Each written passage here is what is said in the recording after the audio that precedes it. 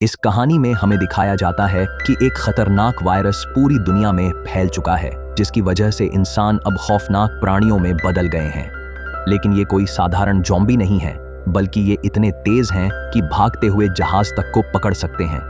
कुछ तो इतने चालाक हैं कि इंसानों से भी ज्यादा चाल सोच सकते हैं, और कुछ के पास इतनी घातक शक्ति है कि कई किलोमीटर दूर तक अपने शिकार को सूंघ कर ढूंढ सकते हैं। इस तबाही से घिरी हुई दुनिया में अब बस 2 ही इंसान बचे हैं। क्या ये दोनों जिंदा रह पाएंगे या नहीं? यही है आज की कहानी। शुरुआत में हम एक छोटे लड़के अर्जुन को देखते हैं, जो अपने कमरे में बैठकर कार्टून देख रहा होता है। तभी अचानक टीवी का सिग्नल चला जाता है और स्क्रीन पर एक इमरजेंसी रिपोर्ट आ जाती है। यह खबर अर्जुन के चेहरे की हंसी छीन लेती है। टीवी पर बताया जाता है कि पूरी दुनिया में एक खतरनाक वायरस फैल गया है, जिससे संक्रमित लोग कुछ ही मिनटों में डरावने जीवों में बदल जाते हैं। यह बीमारी इतनी तेजी से फैल रही है कि अब पूरी धरती इसकी चपेट में आ चुकी है। रिपोर्ट में लोगों से कहा जाता है कि जो भी यह संदेश सुन रहा है, वह तुरंत अपने लिए कोई सुरक्षित जगह ढूंढ ले। अर्जुन यह सब देख ही रहा होता है कि अचानक ऊपर के कमरे से एक अजीब सी आवाज आती है। उसकी सांसें रुक जाती हैं। वह धीरे धीरे ऊपर जाता है और देखता है कि यह उसकी बड़ी बहन रिया का मजाक था। उसके बाद अर्जुन और रिया अपनी माँ के पास जाते हैं। उनकी माँ बहुत घबराई हुई है और अपने पति कैप्टन वीर, जो कि एक पायलट हैं, उन्हें फोन कर रही होती है। वीर अपनी पत्नी और बच्चों से कहता है, यह वायरस बहुत तेजी से फैल रहा है। तुम सब घर पर मेरा इंतजार मत करना, तुरंत किसी सुरक्षित जगह निकल जाओ। चिंता मत करना, तुम्हारी माँ तुम्हें बचा लेगी। फिर वह अपने हाथ में पहना हुआ एक भाग्यशाली ब्रेसलेट दिखाता है, जो रिया ने उसके लिए बनाया था। यह देखकर रिया थोड़ी खुश हो जाती है। उधर उनकी माँ जल्दी जल्दी सामान पैक करने लगती है। तभी उन्हें बाहर से चीखने चिल्लाने की आवाज सुनाई देती है। वह अपने दोनों बच्चों को लेकर जल्दी से घर से बाहर निकलती है। जैसे ही वे कार में बैठने वाले होते हैं, अचानक एक संक्रमित प्राणी उनकी माँ पर हमला कर देता है। डर के मारे रिया कार के नीचे छुप जाती है और अपनी आंखों के सामने अपनी माँ और छोटे भाई अर्जुन को उन जीवों के हाथों मरते हुए देखती है। वह ज़ॉम्बी रिया को देख नहीं पाता और वहां से चला जाता है। छोटी बच्ची डर से कांप रही होती है कि अचानक उसकी नजर अपनी माँ पर पड़ती है। लेकिन अब उसकी माँ इंसान नहीं रही, वह भी एक भयानक ज़ॉम्बी में बदल चुकी होती है। अपनी ही बेटी को देखकर वो आगे बढ़ने लगती है। ठीक उसी समय एक अजनबी अंकल वहां पहुंचते हैं और बच्ची की मां को खत्म कर उसकी जान बचा लेते हैं। कुछ ही देर बाद उन्हें पता चलता है कि बच्ची का छोटा भाई भी संक्रमित हो चुका है और धीरे धीरे ज़ॉम्बी में बदल रहा है। वह आदमी बच्ची से कहता है कि अपनी आंखें बंद कर लो, और फिर मजबूरी में उसके छोटे भाई को भी मार देता है। इसके बाद कहानी सीधा 10 साल आगे बढ़ जाती है। इतने सालों में वायरस ने इंसानी सभ्यता को पूरी तरह तबाह कर दिया होता है। जो शहर कभी रोशनी से चमकते थे, अब खंडहर और वीरान हो चुके हैं। इंसान या तो मर चुके हैं या ज़ॉम्बी बनकर इधर उधर भटक रहे हैं। बस गिने चुने लोग ही जिंदा बचे हैं। वही बच्ची जिसे बचाया गया था, अब बड़ी हो चुकी है। उसका नाम एबिगेल है और उस अजनबी अंकल का नाम जैक। सालों तक जैक ने ही उसे संभाला, बड़ा किया और ज़ॉम्बी से लड़ने के लिए ट्रेनिंग दी। एबिगेल उसे अपना पिता मानती है, क्योंकि अगर उस दिन जैक न होता तो शायद वह भी अब तक मर चुकी होती। लेकिन इतने साल जंगल में अकेले रहते हुए एबिगेल को अक्सर अकेलापन सताता है। उसे हमेशा यह ख्वाहिश रहती है कि काश कोई इंसानी बस्ती मिल जाए जहां वो सामान्य लोगों के साथ रह सके। मगर जैक का स्वभाव बिल्कुल अलग है। वह लोगों से दूर रहना ही पसंद करता है। एक रात जब दोनों जंगल में डेरा डालकर सो रहे होते हैं, तभी जैक को बाहर से कुछ आवाजें सुनाई देती हैं। वह बाहर निकलता है और उस पर अचानक एक ज़ॉम्बी हमला कर देता है। जैक फौरन गोलियां चलाकर उसे मार देता है। एबिगेल भी वहां आ जाती है। इतने सालों में उन्हें इतना अनुभव हो चुका था कि अगर एक ज़ॉम्बी आसपास है तो पास में और भी होंगे। इसलिए वे जल्दी जल्दी सामान समेटते हैं और घोड़े पर बैठकर निकल पड़ते हैं। रास्ते में अचानक उनके घोड़े बेचैनी से हिनहिनाने लगते हैं। जैक समझ जाता है कि कोई खतरा नजदीक है। चारों तरफ नजर घुमाते हैं तो दूर एक गिरी हुई जीप दिखाई देती है, जिसके पास एक आदमी ज़ॉम्बियों से खुद को बचाने की कोशिश कर रहा होता है। क्योंकि अब इंसानों की संख्या बहुत कम रह गई थी, जैक और एबिगेल यह तय करते हैं कि उसे बचाना ही होगा। जैक यह मौका एबिगेल की परीक्षा के लिए इस्तेमाल करना चाहता है। वह कहता है, अगर तुम सच में तैयार हो तो इस आदमी को ज़ॉम्बियों से बचाकर दिखाओ। एबिगेल तुरंत निशाना साधती है, लेकिन जल्दबाजी में गोली चला देती है। उसकी गोली ज़ॉम्बी के साथ साथ उस इंसान को भी लग जाती है। जैक गुस्से से भड़क उठता है। वे दोनों भागकर घायल आदमी के पास पहुंचते हैं। जैक को एहसास हो जाता है कि वह अब जिंदा नहीं बचेगा, इसीलिए वह खुद ही उसे खत्म कर देता है ताकि अगर वह संक्रमित हो गया हो तो जॉम्बी में बदलकर खतरा न बने। इसके बाद दोनों उस आदमी की कार से जरूरी सामान उठाने लगते हैं। जैक उसके जूते पहन लेता है, लेकिन तभी वहां उसके बाकी साथी आ पहुंचते हैं। हथियारबंद लोगों का एक झुंड उन्हें घेर लेता है। उनमें से एक आदमी जैक के पैरों में अपने दोस्त के जूते देखकर शक कर लेता है कि शायद इन दोनों ने उसके साथी को लूटकर मार दिया है। हालात बिगड़ने ही वाले थे कि तभी एक प्रेग्नेंट महिला कार से उतरती है। वह बाकी लोगों को रोकती है और कहती है कि इन दोनों को छोड़ दिया जाए। तभी फिर से उनके घोड़े बेचैन होकर आवाजें करने लगते हैं और अगले ही पल जंगल की गहराई से अजीब सी गूंज सुनाई देती है। जैसे ही अंधेरे आसमान में गड़गड़ाहट गूंजती है, अचानक सैकड़ों ज़ॉम्बी बिजली की रफ्तार से निकलते हैं। वो लोग चारों तरफ से घेर लेते हैं, मानो किसी तूफान की तरह हमला कर रहे हों। इंसानों के पास पीछे हटने का कोई रास्ता नहीं बचता। मजबूरी में सब अपने अपने हथियार निकालते हैं और वहीं पर लड़ाई शुरू कर देते हैं। लेकिन दुश्मन की गिनती बहुत ज्यादा थी। एक एक करके ज़ॉम्बीज पूरे ग्रुप को नोचने लगते हैं। लोग पूरी ताकत से लड़ते हैं, लेकिन धीरे धीरे उनकी संख्या कम होती जाती है। अंत में कुछ ही लोग बचे रहते हैं। इसी बीच एक मजबूत इंसान, जो हमेशा सबसे आगे रहता था, बदकिस्मती से ज़ॉम्बी के काटने का शिकार हो जाता है। वो समझ जाता है कि अब ज्यादा वक्त उसका नहीं है। गुस्से और निराशा में अपनी बंदूक उठाता है ताकि खुद को खत्म कर सके। लेकिन तभी पता चलता है कि उसकी गन में एक भी गोली नहीं बची। उसके चेहरे पर निराशा साफ झलकने लगती है। अब बाकी बचे लोग जानते हैं कि लड़ाई जारी रखना बेकार है। एबिगेल तुरंत प्रेग्नेंट महिला को पकड़ती है और उसे गाड़ी की तरफ ले जाती है। कार में उसका पति डेविड पहले से बैठा होता है। जैक ड्राइविंग सीट संभालता है और पूरी स्पीड में वहां से निकल जाते हैं। कभी बड़ा ग्रुप हुआ करता था, लेकिन अब सिर्फ 4 लोग ही जिंदा बचे थे। बाकियों की जिंदगियां वहीं ज़ॉम्बीज ने छीन ली थीं। उधर एक काले चेहरे वाला खतरनाक ज़ॉम्बी अपने मरे हुए साथियों को देखकर दहाड़ मारता है। उसकी आंखों में गुस्सा और बदले की आग साफ झलकती है। जैक की गाड़ी सुनसान सड़कों से गुजरती है। सफर के दौरान वो पीछे बैठी महिला से सवाल करता है, तुम लोग आखिर जाना कहाँ चाहते हो? महिला बताती है कि उनका सपना है शिपटाउन नाम की उस सुरक्षित कॉलोनी तक पहुंचना, जहां इंसान अब भी चैन और अमन से जी रहे हैं। वहां खाने पीने और रहने की हर सुविधा मौजूद है। यह सुनकर एबिगेल की आंखें चमक उठती हैं, क्योंकि वो भी उसी जगह का सपना देखती आई थी। लेकिन जैक ठंडी सांस लेकर कहता है, ऐसी कोई जगह नहीं है। मैं 10 साल से इस तबाही में भटक रहा हूं। अगर ऐसी कॉलोनी होती तो अब तक मेरी नजर जरूर पड़ती। अभी वो लोग बहस ही कर रहे होते हैं कि अचानक गाड़ी बीच रास्ते में खराब हो जाती है। डेविड, जो प्रेग्नेंट महिला का पति है, तुरंत बाहर निकलता है और कहता है, फिक्र मत करो, मैं मैकेनिक हूं, इसे ठीक कर दूंगा। लेकिन औजारों की कमी की वजह से वो गाड़ी को चालू नहीं कर पाता। मजबूरी में सब पैदल ही आगे बढ़ने का फैसला करते हैं। कई मील चलने के बाद वो लोग एक वीरान सोसाइटी में पहुंचते हैं।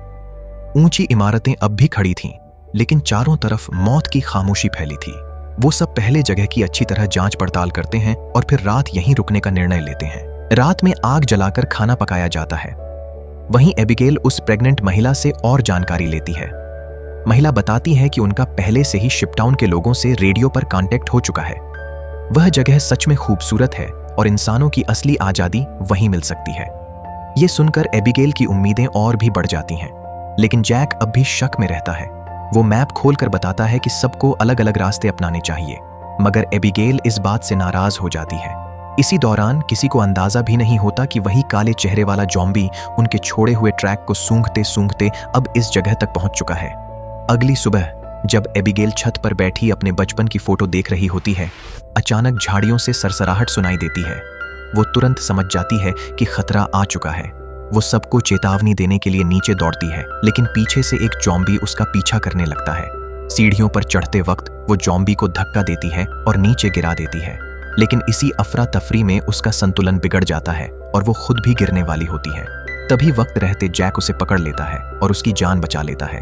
थोड़ी देर बाद पूरा झुंड वहां पहुंच जाता है, लेकिन जैक के लगाए गए जाल में कई ज़ॉम्बी फंस जाते हैं और मौके पर ही खत्म हो जाते हैं।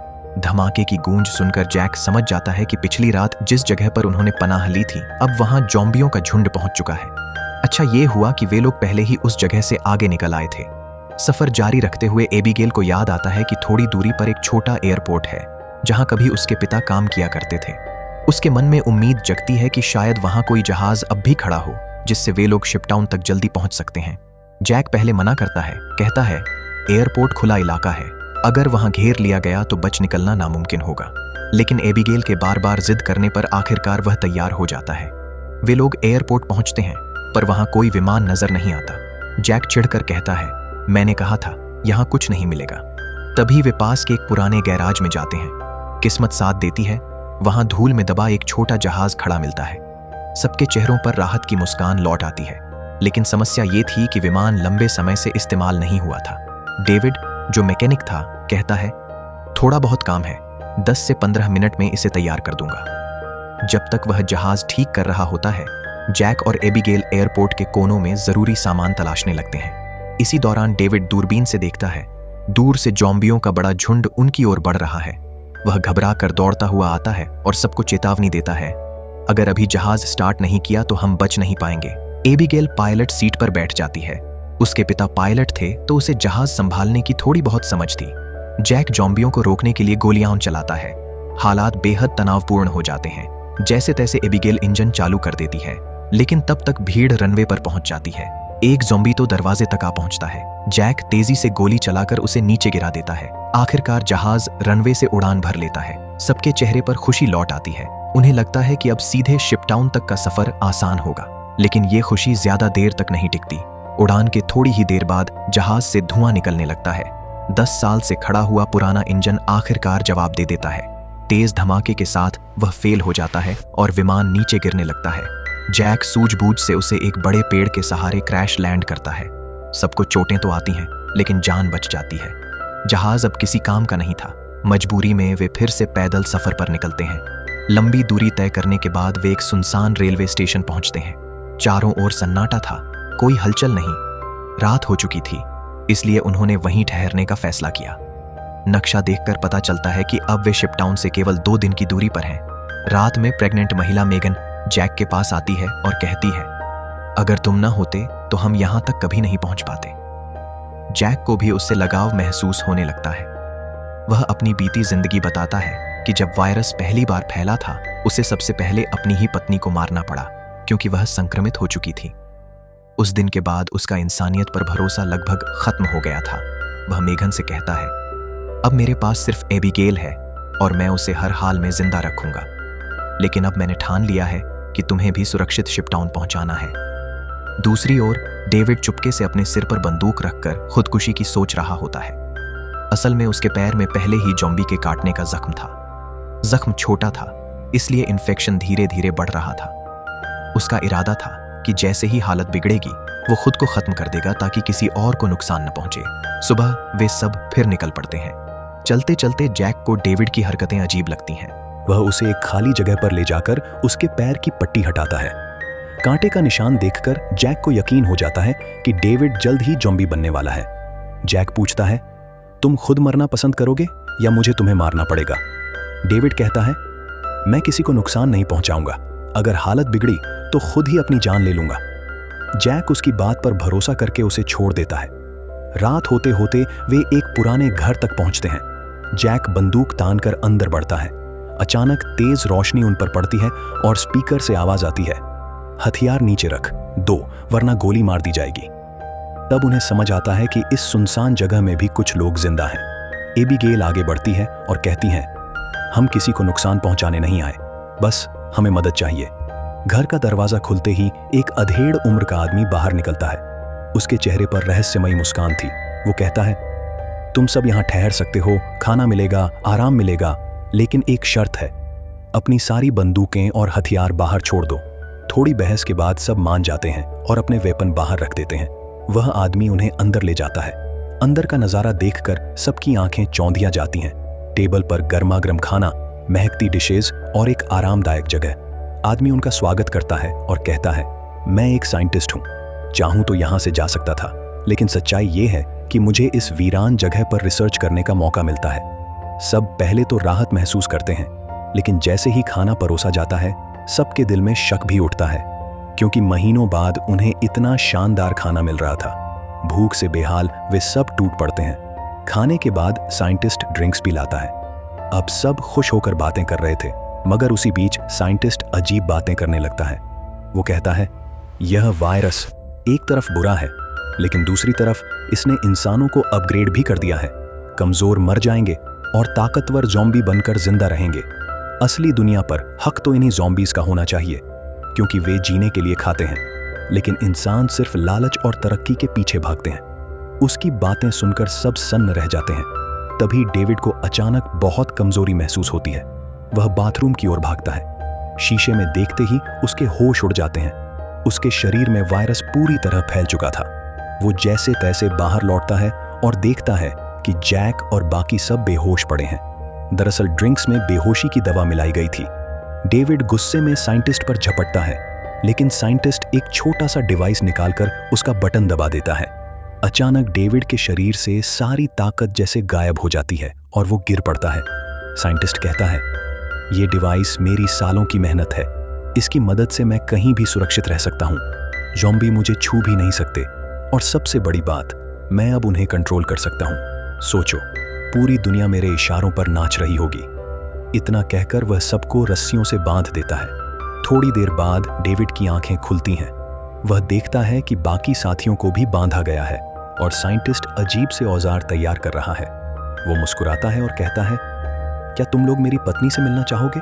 वो एक पिंजरे की ओर इशारा करता है। अंदर उसकी पत्नी थी, लेकिन अब इंसान नहीं बल्कि ज़ॉम्बी।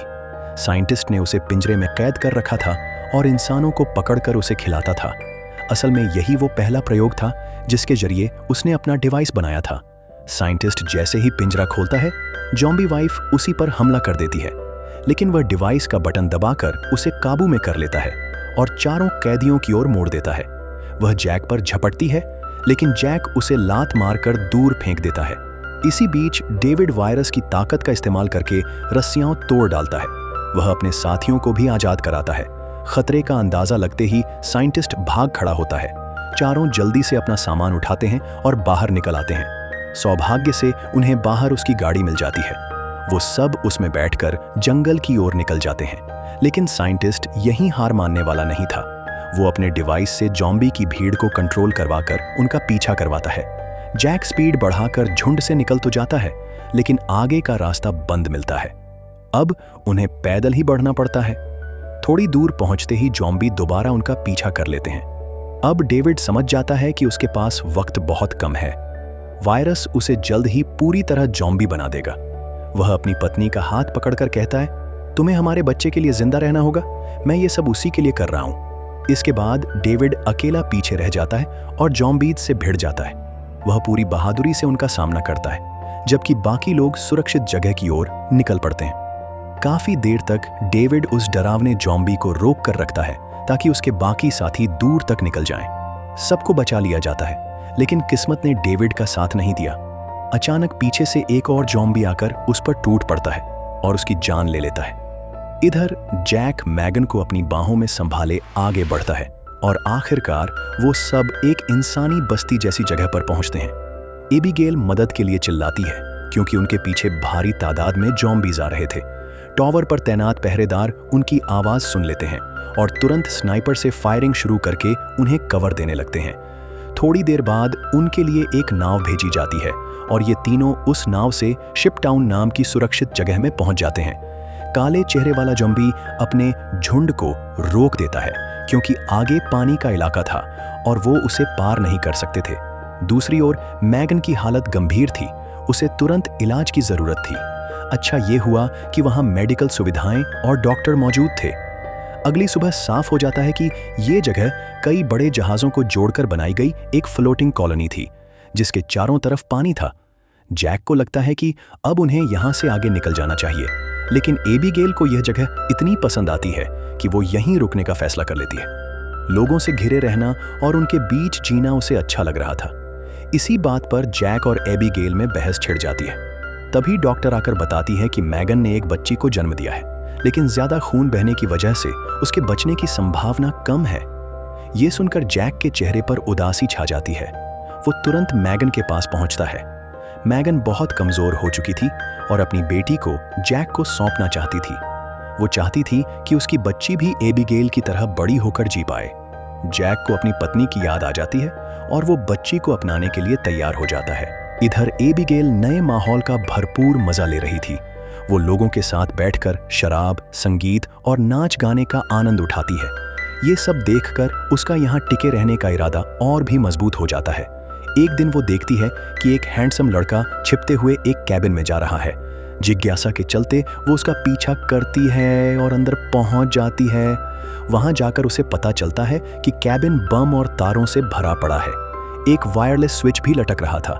जैसे ही वो उसे छूती है, अचानक वही लड़का आकर बताता है कि टाउन के नीचे विस्फोटक लगाए गए हैं। अगर कभी ये जगह खतरे में आएगी तो लोग इन रास्तों से भाग जाएंगे और उसके बाद बाहर से पूरा शिप टाउन उड़ा दिया जाएगा। दोनों को अंदाजा भी नहीं था कि ये वक्त इतनी जल्दी आने वाला है। वो सन की साइंटिस्ट गुस्से में शिप टाउन तक पहुंच जाता है। उसे गुस्सा था कि इन इंसानों ने उसके कई ज़ॉम्बी मार डाले, जिनके सहारे वो दुनिया पर राज करने का सपना देख रहा था। वो अपने डिवाइस से काले चेहरे वाले ज़ॉम्बी किंग को कंट्रोल में ले लेता है। अब पानी भी बाधा नहीं बनता और ज़ॉम्बी पानी के नीचे से होकर जहाज़ों पर चढ़ जाते हैं और अचानक हमला बोल देते हैं। लोगों में भगदड़ मच जाती है और कई जानें चली जाती हैं। इधर जैक को भी हमले की खबर मिलती है और वो फौरन एबिगेल को ढूंढने निकल पड़ता है। रास्ते में ज़ॉम्बीज़ को मारते हुए आखिरकार वो एबिगेल तक पहुंचता है, लेकिन तभी साइंटिस्ट भी वहां आ जाता है और एबिगेल को धक्का देकर गिरा देता है। ये देखकर जैक बेकाबू हो जाता है और उसकी तरफ दौड़ता है। तभी एक ज़ॉम्बी उसे धक्का देकर नीचे टैंक में फेंक देता है। नीचे साइंटिस्ट भी पहुंच चुका था और जैक से बदला लेने को तैयार था।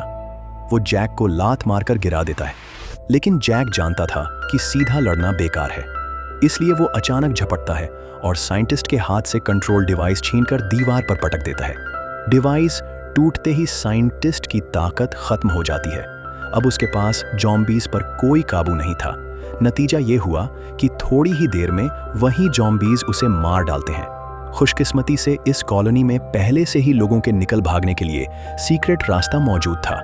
बहुत सारे लोग आखिरकार उस गुप्त सुरंग से निकलकर नदी के दूसरे किनारे पहुंच जाते हैं। वहां पहुंचकर उन्हें बम को एक्टिवेट करना था ताकि पूरा शिप टाउन उड़ जाए। लेकिन जब वह स्मार्ट लड़का बटन दबाने जाता है तो उसके हाथ रुक जाते हैं, क्योंकि एबिगेल अभी भी शिप पर फंसी हुई थी। इसी बीच जैक और एबिगेल दोनों अपनी जान बचाकर बाहर की ओर दौड़ रहे थे। तभी अचानक पीछे से काले चेहरे वाला ज़ॉम्बी राजा आकर एबिगेल को पकड़ लेता है, लेकिन जैक हिम्मत दिखाकर पास रखी लकड़ी से उसके सिर पर जोरदार वार करता है। ज़ॉम्बी राजा कुछ देर के लिए पीछे गिर जाता है। उसी पल एबिगेल की नज़र उसके हाथ में बंधे एक पुराने कड़े पर जाती है। हैरानी की बात यह थी कि यह वही ब्रेसलेट था जो उसने बचपन में अपने पिता के लिए बनाया था। उसे समझ आ जाता है कि सामने खड़ा यह भयानक ज़ॉम्बी दरअसल उसका पिता ही है। जैक उसे खींचकर बाहर ले जाने की कोशिश करता है, लेकिन एबिगेल की आंखें भर आती हैं। इधर बाहर खड़ा वह लड़का दोनों को भागते हुए देख लेता है। वह अब और देर नहीं करता और तुरंत रिमोट का बटन दबा देता है। कुछ ही पलों में पूरी शिप कॉलोनी आग और धुएं के गुब्बार में बदल जाती है। कैंप का लीडर घायल हालत में सामने आता है। उसे ज़ॉम्बी ने काट लिया था और अब संक्रमण तेजी से फैल रहा था। तभी धमाके से बचा हुआ ज़ॉम्बी राजा फिर से प्रकट हो जाता है। जैक बहादुरी से उसकी तरफ दौड़ता है और उससे भिड़ जाता है, मगर इस बार वह काफी कमजोर पड़ जाता है। तभी एबिगेल जमीन पर पड़ी बंदूक उठाती है। सामने उसका वही पिता खड़ा था, लेकिन अब वह सिर्फ मौत का पुतला बन चुका था। जैक को बचाने और बाकी बचे लोगों की जिंदगी सुरक्षित करने के लिए एबिगेल बिना देर किए गोली चला देती है। गोलियों की आवाज गूंजते ही ज़ॉम्बी राजा जमीन पर ढेर हो जाता है। एबिगेल आंसू रोक नहीं पाती, लेकिन उसे पता था कि यही सही फैसला था। इसके बाद जैक और एबिगेल एक दूसरे को गले लगाते हैं। बचे हुए लोग भी उनके साथ हैं। सब मिलकर दूर समुद्र के बीच एक शांत जगह की तरफ देखते हैं और वहीं एक नई इंसानी बस्ती बसाने का निश्चय करते हैं। यहीं पर कहानी खत्म होती है।